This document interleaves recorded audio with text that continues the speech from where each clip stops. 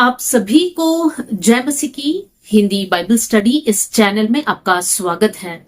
आइए मिलकर एक नए विषय को हम सीखेंगे और आज हम लूका के सुसमाचार अध्याय 7 आयत 1 से लेकर 10 the gospel of Luke chapter 7 verse 1 to 10 इस पद पर हम मनन करेंगे। यहाँ पर हम लोग यीशु मसीह का एक चमत्कार को पढ़ते हैं। आप इस पूरे घटना को पढ़ लीजिएगा। मैं इन शॉर्ट आपको बताना चाहती हूँ। इस पद के ऊपर जो शीर्षक है, जो टाइटल है, वो इस प्रकार है, सूबेदार का विश्वास। ये घटना इस प्रकार है कि एक सूबेदार है। सूबेदार मतलब वो व्यक्ति जिनके अधीन में लगभग 100 लोग हैं। अब ये सूबेदार का एक दास जो उनके लिए बहुत प्रिय था, वो दास बहुत बीमार हुआ, इतना बीमार कि वो मरने पर था। ये सूबेदार यहूदियों के पुरनियों के पास आता है और इस प्रकार कहता है कि आप यीशु मसीह से कहना कि यीशु मसीह मेरे दास को चंगा करे जो मरने पर है। अब ये यहूदियों के पुरनिये यीशु के पास जाते हैं और यीशु से इस सूबेदार के दास के लिए बात करते हैं। यहूदियों के पुरनिये यीशु से इस प्रकार कहते हैं कि यीशु मसीह, ये सूबेदार एक बहुत योग्य मनुष्य है, एक बहुत अच्छा मनुष्य है। ये हमारे जाति के लोगों से प्रेम करता है और ये हमारे लिए एक आराधनालय बनाकर दिया है। यीशु मसीह, ये व्यक्ति योग्य है, आप इनके दास को चंगा करना। यीशु मसीह यहूदियों के पुरनियों के ये बात सुनकर इन लोगों के साथ निकल पड़े और यीशु मसीह सूबेदार के घर जाते समय सूबेदार अपने कुछ मित्रों को यीशु के पास भेजकर इस प्रकार का संदेश को देता है कि यीशु मसीह, आप मेरे घर आए, मैं इस योग्य नहीं, आप सिर्फ एक वचन दीजिए और मेरा दास चंगा होगा। और उसका रीजन सूबेदार ये कहता है कि मैं भी एक व्यक्ति हूं जो अधिकार में है। मैं अपने लोगों से कहता हूं जा तो वो लोग जाते हैं, आ तो वो लोग आते हैं, तो मेरे वचन में अधिकार है। तो यीशु मसीह, आप सिर्फ एक वचन को बोलिए और मेरा दास चंगा हो जाएगा। यीशु मसीह इन बातों को सुनकर अचंभित हो जाता है क्योंकि यीशु मसीह इस व्यक्ति का विश्वास को देखता है और यीशु मसीह कहता है कि ये सूबेदार का विश्वास बहुत बड़ा है और यीशु मसीह अपना वचन देता है कि जा, तेरा दास चंगा हो गया। और उसी घड़ी सूबेदार का दास चंगा हो जाता है। तो ये है जो घटना हम लूका के सुसमाचार अध्याय 7 आयत 1 से लेकर 10 तक पढ़ते हैं। अब इस घटना से हम लोग क्या सीख सकते हैं? इस घटना का, जैसा मैंने कहा, हेडिंग ही इस प्रकार है, सूबेदार का विश्वास। तो यहाँ पर हम लोग सूबेदार के बारे में कुछ बातों को सीखने जा रहे हैं कि कैसे सूबेदार अपने जीवन के द्वारा, अपने विश्वास के द्वारा यीशु मसीह से एक चंगाई को प्राप्त किया। सबसे पहली बात, सूबेदार मतलब एक व्यक्ति जो अन्य जाति का है और यहाँ पर ज्यादातर इस प्रकार माना जाता है कि सूबेदार रोमी सरकार के लिए काम करने वाला एक व्यक्ति है। तो यहाँ पर जब हम इस घटना को पढ़ते हैं, इसका संदर्भ पर हमें ध्यान देना है। यहूदी लोगों के ऊपर रोमी सरकार राज्य कर रहा है। अब रोमी लोग यहूदियों के ऊपर अन्याय करते थे, उनको दबाते थे या फिर उन पर जोर कर कर उनसे काम करवाते थे। तो यहूदी लोग रोमी लोगों से खुश नहीं थे, वो लोग उनसे नफरत करते थे। अब ये सूबेदार जो अन्य जाति या जो हम कह सकते हैं रोमी सरकार का एक व्यक्ति है, तो ये व्यक्ति भी ऐसा एक जन है जिनसे यहूदी लोग प्रेम नहीं करना चाहिए। लेकिन इस घटना में ये सूबेदार बहुत अलग है। और इस सूबेदार क्यों अलग है? क्योंकि यहूदी लोग खुद इस प्रकार की गवाही दे रहे हैं कि ये सूबेदार यहूदी जात से प्रेम करता है, उनके लिए भलाई किया, अर्थात उनके लिए एक आराधनालय बनाकर दिया। तो यहाँ पर हम देख सकते हैं कि ये सूबेदार के जीवन का सबसे पहला गुण, ये बाकी के रोमी सरकार के लोगों के जैसा नहीं है। इनका दिल बहुत अच्छा है, ये क्रूर नहीं है, ये कठोर नहीं है, ये अन्याय नहीं कर रहा है और ये यहूदियों को परेशान नहीं कर रहा है, लेकिन इनफैक्ट यहूदियों से प्रेम करता है। तो सबसे पहली बात जो हम इस सूबेदार के बारे में देख सकते हैं कि इनका चरित्र बहुत अच्छा है।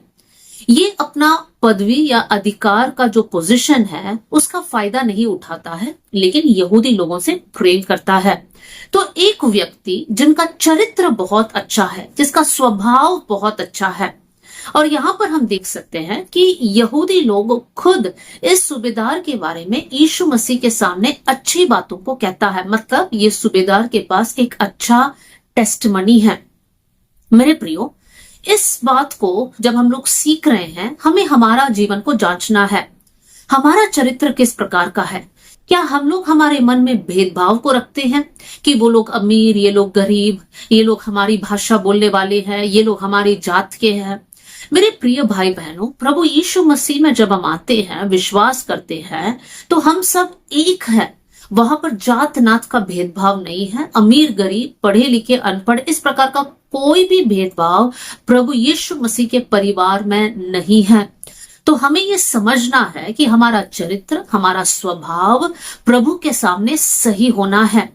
और दूसरी बात जो हमें सीखना है कि हमें ऐसे लोग बनना है जहां पर लोग हमारे बारे में अच्छे गवाही को दे। हम ऐसे लोग ना बने जिनके बारे में लोग इस प्रकार कहे कि ये मसीह होने के बावजूद भी ऐसे गंदे काम करते हैं, इन लोग विश्वासी लोग हैं लेकिन इनकी घर में हर समय लड़ाई होती है, इन लोग झूठ बोलते हैं, इन लोग गलत काम करते हैं। इस प्रकार का टेस्टमनी नहीं होना चाहिए, लेकिन हमारी गवाही इस प्रकार होना है कि इनके साथ इतनी बुराई किया जाता है तो भी इन लोग प्रेम करते हैं, तो भी इन लोग अच्छे से व्यवहार करते हैं, इन लोग झूठ नहीं बोलते हैं, इन लोग गलत काम नहीं करते हैं। इस प्रकार का एक टेस्टमनी या गवाही हमारे जीवन के बारे में होना जरूरी है। तो इस सूबेदार के जीवन में हम आएंगे अच्छा चरित्र, अच्छा टेस्टमनी, और तीसरी बात जो हम यहाँ पर सीखने जा रहे हैं वो ये है उनका दास, अर्थात वहां का जो सही शब्द है वो दास नहीं है, वो गुलाम है। तो सूबेदार या उन लोगों के पास जो उच्च पदवी पर था, उनके पास गुलाम होते थे, तो ये लोग गुलाम से प्रेम नहीं करते थे, ये उनका स्लेव था, उनके साथ अन्याय करते थे। जब हम लोग इतिहास को पढ़ते हैं तो वहां पर हम देख सकते हैं कि जो लोग गुलाम रखते थे वो लोग उनको एक मनुष्य कर ट्रीट नहीं करते थे। उनके लिए वो एक सिर्फ मशीन समान है जो सिर्फ हमारा काम करे, उनके प्रति प्रेम नहीं है, उनके प्रति ख्याल नहीं रखते थे। लेकिन यहाँ पर एक सूबेदार है जिनके बारे में कहा गया है कि उनका प्रिय दास बीमार है। मतलब ये अपने उन लोगों को जिनके लिए हम गुलाम का टर्म यूज कर सकते हैं, उनसे भी प्रेम करते थे। एक सूबेदार जो अपने अधीन रहने वाले लोगों से प्रेम करता है, और इतना ही नहीं, उनका ख्याल रखता है। उनका दास बीमार है, मरने पर है, तो उनके बारे में सोचता है। वो उस व्यक्ति की चंगाई के लिए यीशु के बारे में या यीशु के पास जाने के विषय में ये सूबेदार सोचता है। मेरे प्रियो, ये सूबेदार के बारे में हम और क्या सीख सकते हैं कि उन लोगों के बारे में भी सोचता है जो उसके पदवी के नीचे के लोग हैं, जो उनके दास है। तो मेरे प्रियो, ये सूबेदार का तीसरा गुण ये है कि वो अपने दास का ख्याल रखता है और उनकी भलाई को चाहता है। आज हमें हमारे जीवन को जांचना है, हम क्या उन लोगों का ख्याल रखते हैं जो समाज में हो सकता है हमसे कम पैसे कमाते हैं, या हो सकता है हमारे स्टेटस के नहीं है कर हम सोचते हैं। क्या हम सबका ख्याल रखते हैं, या फिर हम सिर्फ अपनों का ख्याल रखते हैं, या फिर हम सिर्फ उन लोगों का ख्याल रखते हैं जिनसे हमें कुछ फायदा है? मेरे प्रियो, जब हम प्रभु यीशु मसीह के बच्चे हैं, यीशु का स्वभाव हमारे अंदर होना बहुत जरूरी है, और यीशु के अंदर नम्रता का स्वभाव है, और इस सूबेदार के अंदर भी नम्र स्वभाव है। तो ये स्वभाव हमारे अंदर होना है कि हम सब लोगों का ख्याल रखें, सब लोगों से हम प्रेम रखने वाले बन जाएं। हम आगे बढ़ेंगे, आगे हम इस प्रकार पढ़ते हैं कि ये सूबेदार के बारे में यहूदियों के पुरनिये यीशु से कहते हैं कि ये व्यक्ति हमारे लिए एक आराधनालय बनाकर दिया। तो यहाँ पर हम देख सकते हैं ये सूबेदार का चौथा गुण ये है कि वो अपना पैसे खर्च कर यहूदियों के लिए एक आराधनालय बनाकर देता है। मतलब वो बहुत जनरस है, वो दानी है, वो अपना धन दूसरों के लिए यूज करने के लिए तैयार है। मेरे प्रियो, प्रभु ने जो धन हमारे हाथ में दिया है, क्या वो सारे हम लोग स्वार्थी बनकर सिर्फ अपने लिए इस्तेमाल करते हैं, या फिर उसमें से एक भाग हम प्रभु के राज्य के लिए देते हैं, या उसमें से एक भाग हम दूसरों की मदद के लिए या सेवकाई के लिए अलग करते हैं? आज क्या हम प्रभु से बढ़कर धन से प्रेम करते हैं, या फिर सबसे ज्यादा हम प्रभु से प्रेम करते हैं? हम लोग इस घटना में देख सकते हैं कि ये सूबेदार लोगों की मदद करते थे, अपना धन खर्च कर कर दूसरों की मदद करते हैं। फिर हम आगे बढ़ते हैं, ये सूबेदार के बारे में जब हम देखते हैं, ये सूबेदार फिर लोगों को भेजकर यीशु मसीह को यह संदेश देता है कि यीशु मसीह, मैं इस लायक नहीं कि आप मेरे घर आए। अब ये सूबेदार इस प्रकार का संदेश क्यों भेजता है? यहाँ पर सूबेदार कहता है मैं लायक नहीं हूं, जबकि यहूदी पुरनिये यीशु के पास आकर कहते हैं यीशु मसीह, ये व्यक्ति, ये सूबेदार लायक है। यहाँ पर ऐसा क्यों? यहूदी लोग कहते हैं ये व्यक्ति लायक है, और ये व्यक्ति खुद कहता है मैं लायक नहीं हूं कि आप मेरे घर आए। उस समय का सिचुएशन को जब हम लोग सीखते हैं, यहूदी लोग अन्य जाति लोगों के घर पर नहीं जाते थे। यहूदी लोग अन्य जाति को एक तुच्छ नजर से देखते थे। तो यहाँ पर सूबेदार है जो अन्य जाति का है, और सूबेदार को पता है कि यहूदी लोग अन्य जाति के घर नहीं जाते हैं। तो सूबेदार इस बात को समझकर कि यीशु मसीह एक यहूदी होकर यीशु को मैं तकलीफ ना दूं, दुख ना दूं कि यीशु मसीह को एक अन्य जाति के घर आना पड़े। तो यहाँ पर हम देख सकते हैं कि सूबेदार के अंदर ऐसा एक स्वभाव है कि वो दूसरों के बारे में सोचता है, उनका कल्चर, उनका संस्कृति, उनकी रीति क्या है कर कर सूबेदार समझकर उसके साथ एडजस्ट करता है। हालांकि यीशु मसीह पूरे मानव जाति के लिए आया, लेकिन सूबेदार अपना छोटा सा उस बुद्धि या ज्ञान के अंदर जो उन्होंने समझा है, उस समझ के अनुसार वो दूसरों के बारे में सोचता है। मेरे प्रियो, सूबेदार यहूदियों के बारे में सोचता है, तो आज हमें अपने बारे में सोचना है। क्या हम दूसरों के बारे में सोचते हैं?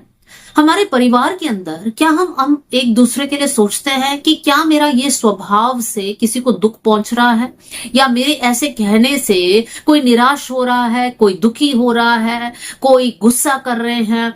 क्या हम लोग दूसरों के बारे में सोचते हैं? बहुत से वक्त हम लोग इतने खुदगर्ज हैं कि हम लोग सिर्फ अपने बारे में सोचते हैं। हम लोग को ऐसा लगता ही नहीं कि किसको क्या फीलिंग हो रहा है। हम लोग सिर्फ अपनी मर्जी पूरा करते हैं। मेरे प्रियो, जब हम लोग एक समाज में रहते हैं, हम एक परिवार में रहते हैं, तो हमारी जिम्मेदारी ये है कि हम दूसरों के बारे में सोचें। हम जानबूझकर किसी को दुख ना दे, जानबूझकर किसी को निराशा में ना गिराए, या जानबूझकर किसी को गुस्सा ना दिलाए। हम दूसरों का भी ख्याल रखने वाले बन जाए। तो ये सूबेदार इस प्रकार का खबर भेजता है कि यीशु मसीह, मैं इस लायक नहीं कि आप मेरे घर आए। तो अगला बात जो इस लाइन से हम सीख सकते हैं कि ये सूबेदार बहुत नम्र स्वभाव का है।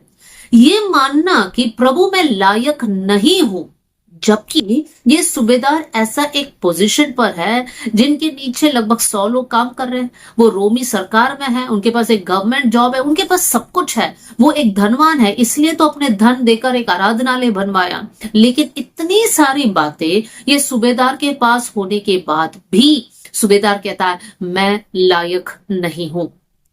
मेरे प्रियो, सूबेदार के जीवन में नम्रता या दीनता को हम देख सकते हैं। आज हम लोग हमारे जीवन को जांचने वाले बन जाए। हमारे जीवन को देखकर हम क्या कहते हैं? बहुत से वक्त हम लोग जो है दिखावा करते हैं, या हमारे पास जो है वो दूसरों के सामने दिखाते हैं, विशेष कर उन लोगों के सामने जिनके पास कुछ नहीं है। हमारे बच्चों की बढ़ाई करते हैं, हमारी सुंदरता की तारीफ करते हैं, या फिर हमारे पास जो भी बातें हैं उसके बारे में हम बड़ा चढ़ाकर बोलते हैं। लेकिन एक बात हमें याद रखना है, जो कुछ हमारे पास है, हमारा जीवन, हमारा सेहत, हमारा परिवार, हमारा धन, जो कुछ प्रभु ने हमें दिया है वो हमारा नहीं है, वो परमेश्वर का दिया हुआ दान है। प्रभु का अनुग्रह है। आज अगर हम जिंदा है वो इसलिए नहीं क्योंकि हम श्रेष्ठ है, हम आज जिंदा है तो वो सिर्फ इसलिए है क्योंकि वो परमेश्वर का अनुग्रह हम पर है। तो हमारे पास घमंड करने के लिए कुछ भी नहीं है। तो हम इस बात को समझना है कि हम प्रभु के सामने दीन रहे, हमारे अंदर दीनता रहे। बाइबल में हम बहुत सारे वचन को देख सकते हैं जहां पर दीनता को महत्व दिया गया है। धन्य है जो मन के दीन है। फिर हम बाइबल में पढ़ सकते हैं कि दीन रहो तो सही समय पर परमेश्वर उठाएगा। प्रभु के बलवंत हाथ के नीचे दीनता से हमें रहना है। मेरे प्रियो, दीनता को बहुत महत्व दिया गया है। दीनता का विलोम शब्द है घमंड। परमेश्वर घमंडियों का विरोध करता है, परमेश्वर घमंडियों को गिराता है। तो आज हमारे जीवन को जांचे, क्या हमारे अंदर दीनता है या हमारे अंदर घमंड है? कैसे हम लोग समझ सकते हैं हमारे अंदर दीनता है या हम लोग घमंडी हैं? हमारे जीवन को हम चेक करें। क्या हम लोग लड़ाई करने वाले लोग हैं? कोई हमसे एक बोले तो क्या हम वापस में दो बोलते हैं? तो हमारे अंदर घमंड है। क्या हमें सॉरी बोलने में तकलीफ होती है? तो हमारे अंदर घमंड है। क्या हम दिखावा करते हैं? तो हमारे अंदर घमंड है। तो हमें हमारे जीवन को जांचना है। परमेश्वर घमंडियों को गिराता है। इसलिए पौलुस कहता है, मैं सिर्फ यीशु मसीह के उस क्रूस पर घमंड करता हूं। मेरे प्रियो, हमारे पास घमंड करने के लिए कोई भी संसारिक बातें नहीं है, सिर्फ हमारे पास वो क्रूस है जिस पर यीशु मसीह ने अपना लहू बहाया, जिसके द्वारा हम उद्धार पाए। तो आज हम लोग हमारे जीवन को जांचे, चेक करें। अगर घमंड है तो उतार कर फेंकिए और हम लोग दीनता को पहनने वाले लोग बन जाए। अब जब ये सूबेदार यीशु मसीह से कहता है कि मैं इस योग्य नहीं हूं, तो सूबेदार उसका रीजन भी बताता है। सूबेदार कहता है कि आप एक वचन बोल दो। तो इसका मतलब सूबेदार यीशु मसीह के वचन पर विश्वास किया। क्या विश्वास किया?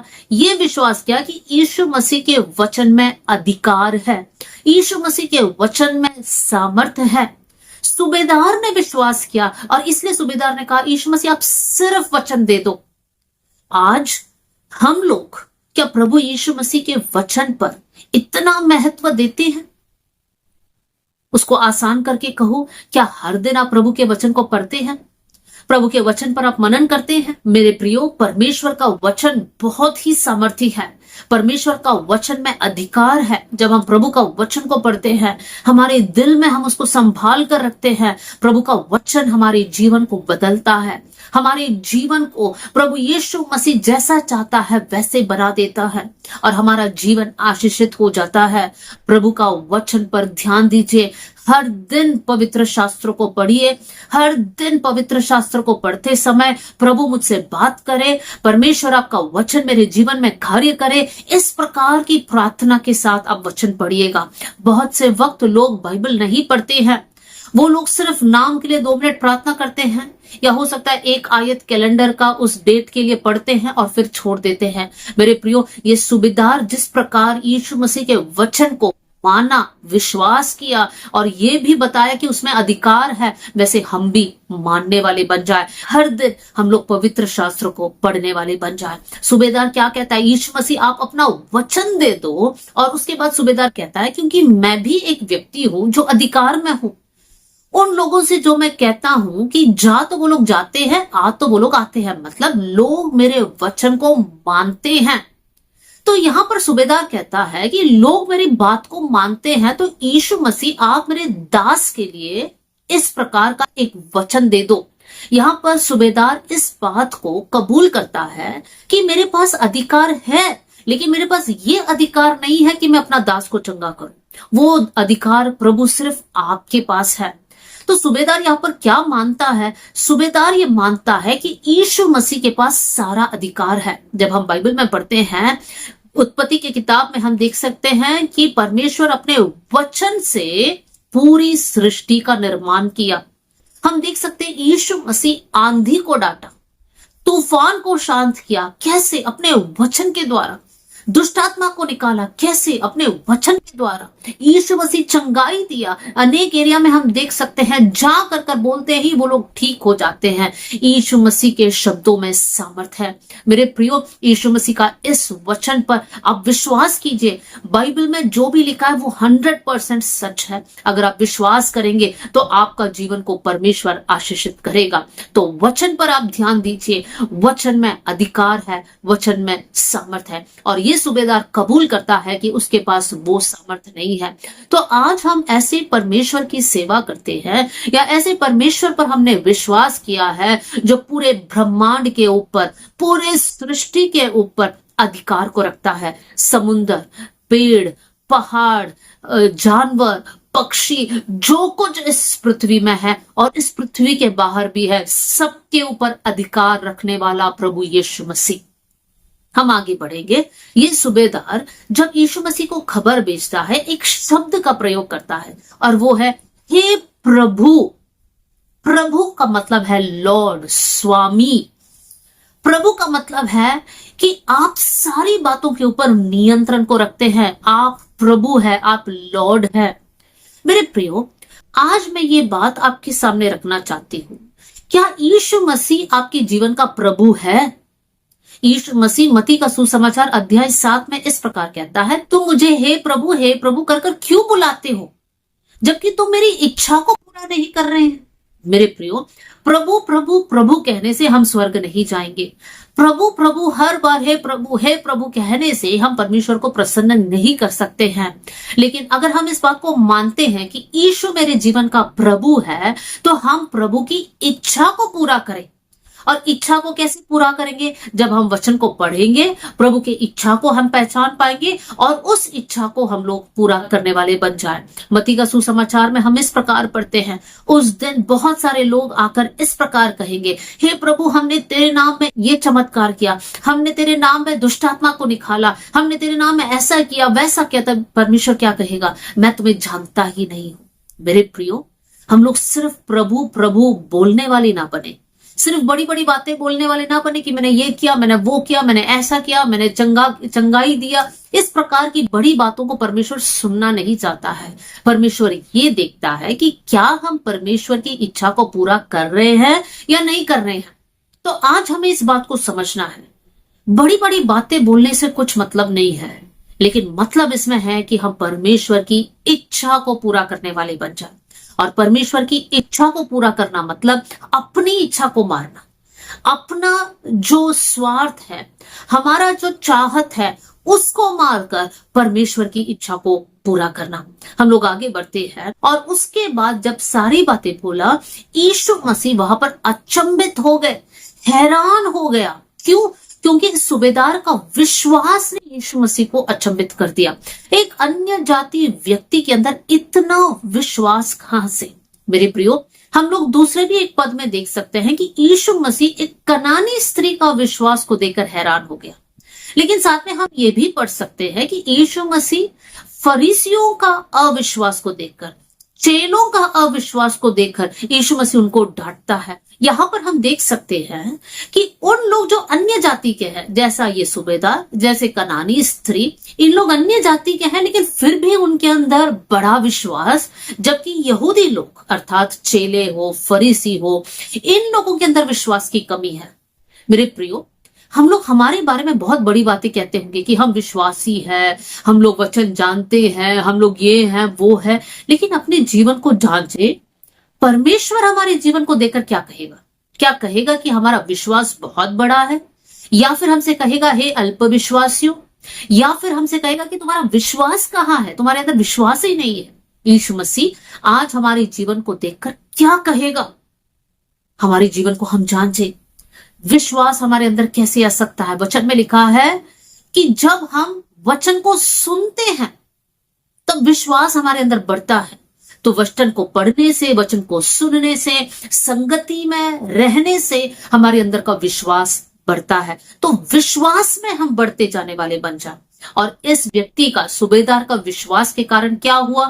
वो जो चाहा वो पूरा हुआ। उन्होंने चाहा अपना दास ठीक हो जाए, और उनके विश्वास के कारण उसका दास ठीक हो जाता है। मेरे प्रियो, जब हम विश्वास के साथ प्रभु से कुछ मांगते हैं तो परमेश्वर हमारे लिए वो कार्य करेगा।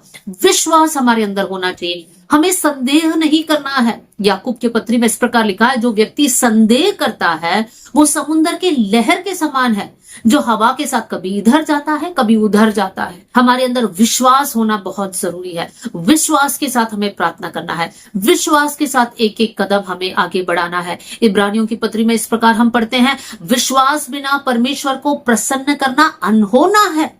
तो मेरे प्रियो, आज हम लोग हमारे जीवन में इस बात के लिए हम प्रार्थना करें, प्रभु हमारे विश्वास को बढ़ा। एक पिता जब यीशु के पास आया अपना बेटा की चंगाई के लिए और उनके अंदर विश्वास नहीं था, यीशु मसीह ने उनको डांटा, तब वो पिता यीशु से कहता है, प्रभु मेरा अविश्वास का उपचार करना।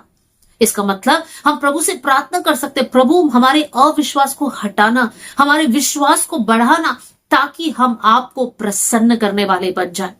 एक और बात मैं इसके साथ जोड़ना चाहती हूँ, जब यहूदी लोग यीशु के पास जाते हैं और कहते हैं कि ये व्यक्ति बहुत अच्छा है, ये योग्य है, ये हमसे प्रेम करता है, ये आराधनालय बनाया, वहां पर हम देख सकते हैं कि यहूदी पुरनीय इस व्यक्ति का बड़ाई करते हैं, जबकि सूबेदार अपना स्वयं का बड़ाई नहीं करता है। कितना ही अच्छा एक स्वभाव है। हमें समझना है, हमें कभी भी अपनी बड़ाई नहीं करना है। लोग करे तो करे, लेकिन हमें अपनी तारीफ नहीं करना है। हमें किसकी तारीफ करना है? अगर आपको लगता है कुछ अच्छा आपके साथ हो रहा है तो आप प्रभु को सारा तारीफ दीजिए, परमेश्वर को स्तुति दे दीजिए, परमेश्वर को प्रशंसा दीजिए, क्योंकि परमेश्वर के अनुग्रह के कारण आपके साथ हुआ है। इसलिए कभी भी अपनी बढ़ाई करते हुए लोगों से प्रशंसा नहीं चाहना चाहिए। ये नहीं चाहना चाहिए कि लोग मुझे वाहवाही दे या लोग मेरी तारीफ करें। ये बहुत ही बुरा सोच है, क्योंकि ये सोच घमंड के साथ मिला जुला हुआ है। घमंडी लोग चाहते हैं कि मेरी तारीफ किया जाए, मेरे बारे में अच्छी बातें बोला जाए, मेरा नाम सबके सामने लिया जाए, जबकि नम्र व्यक्ति शांत रहेगा। सूबेदार ने अपनी बड़ाई नहीं किया। आज हम इस बात पर ध्यान दें, कभी भी अपनी बड़ाई नहीं करना। प्रभु से कहना, प्रभु हम कुछ भी नहीं है, जो कुछ आज है वो तेरी दया, तेरी अनुग्रह, और इसके लिए सारा आदर, सारी महिमा हम आपको देते हैं। इस प्रकार की एक प्रार्थना हमें करना है। हम वापस पहली आयत में आएंगे। ये सूबेदार कहता है कि मेरा प्रिय दास बीमार है। सूबेदार के लिए एक दास बहुत प्रिय है। क्यों ये दास प्रिय है? क्योंकि ये दास सूबेदार को प्रसन्न करता था, सारा काम सही से करता था, इसलिए वो प्रिय बना। आज मैं पूछना चाहती हूँ, क्या हम प्रभु के प्रिय दास दासी हैं? क्या परमेश्वर हमको देखकर ऐसा कहेगा कि हम प्रभु के प्रिय हैं? दानियल के बारे में लिखा है वो प्रभु के अति प्रिय दास है। आज हम प्रिय दास है या अति प्रिय दास है, या फिर सिर्फ दास है या सिर्फ दासी है? हमारे जीवन को हम जांचे। हमारा जीवन का एक ही लक्ष्य होना चाहिए, और वो ये है कि मेरे जीवन से परमेश्वर प्रसन्न हो जाए। प्रभु मेरे जीवन को देखकर इस प्रकार की गवाही दे, ये मेरी प्रिय बेटी है, ये मेरा प्रिय बेटा है। इस प्रकार की गवाही को हम सुनने वाले बन जाए। तो मेरे प्रियो, इस घटना से हमने बहुत कुछ सीखा। हमारे जीवन में ये सारी बातों को हम लोग अपनाकर हम लोग ये प्रार्थना करें, प्रभु हमारा विश्वास को बढ़ा, हम आपको प्रसन्न करने वाले बन जाए, हमारे अंदर दीनता और नम्रता रहे। आइए हम लोग प्रार्थना करें। स्वर्गीय पिता, आज का वचन के लिए मैं धन्यवाद देती हूँ। ये वचन सुनने वाले हर एक भाई और बहन के लिए मैं प्रार्थना करती हूँ, ये वचन उनके अंदर कार्य करने पाए परमेश्वर पिता, ये वचन उनको उत्साहित करने पाए कर मैं प्रार्थना करती हूँ प्रभु जी। ये वचन सुनने के द्वारा हमारे अंदर की कमी को हटाकर प्रभु हम लोग सुधार कर आपकी राह में चलने वाले बन जाए कर मैं प्रार्थना करती हूँ। थैंक यू प्रभु, आपने हमारी प्रार्थना सुन लिया। आदर और महिमा आपको देते हुए प्रभु यीशु मसीह के नाम से हम मांगते हैं, amen. God bless you all.